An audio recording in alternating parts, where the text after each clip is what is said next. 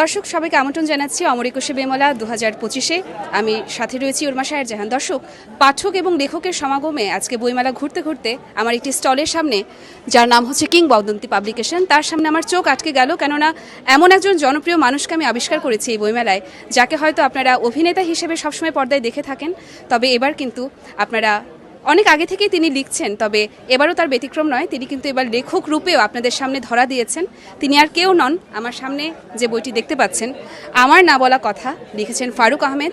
আমি জনপ্রিয়, আমাদের দেশের সম্পদ, দেশের গর্ব, আমাদের পছন্দের অভিনেতা ফারুক আহমেদ তিনি বই লিখেছেন, এবং সে সম্পর্কে আমরা আজকে তার কাছ থেকেই বিস্তারিত জানবো এবং বই সম্পর্কে তার কাছে জানতে চাইবো যে এই বইগুলোতে আমরা মূলত কী পাবো।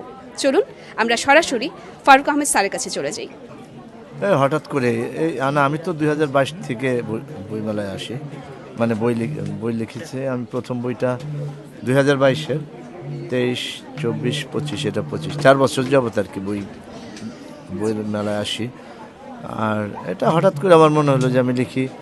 বিশেষ করে হুমায়ুন ভাই মরার পরে মনে হলো তাকে নিয়ে কিছু লেখা যায় কি না। তখন স্মৃতিতে হুমায়ুন আহমেদ লিখলাম, এটা প্রথম বই।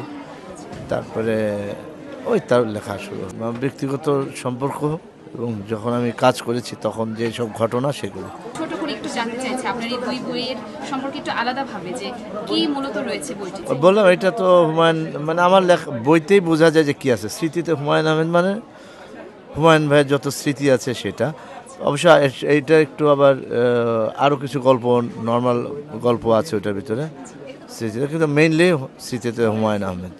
এটা তার ব্যাখ্যা করার কিছু নেই, তার স্মৃতি, তার সাথে আমি ছিলাম, বুঝতে পারবে। আর আমার না বলা কথাও সেম, আমি যা বলিনি কখনো, অনেক সময় লজ্জায় বা অনেক কারণে মানুষ নিজের কথা বলতে চায় না, দুঃখের কথা বা কোথাও অপমানিত হয়েছে সেটা বলতে চায় না, কোনো কষ্টের কথা কাউকেই বলতে চায় না, বলে নাই।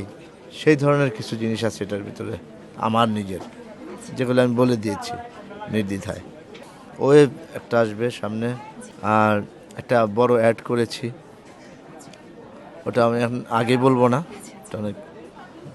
ওইটার একটা বড় কাজ। আর আমি নাটক করছি। চলছে নিয়মিত? হ্যাঁ হ্যাঁ, শুটিংয়ে ব্যস্ততা যাচ্ছে।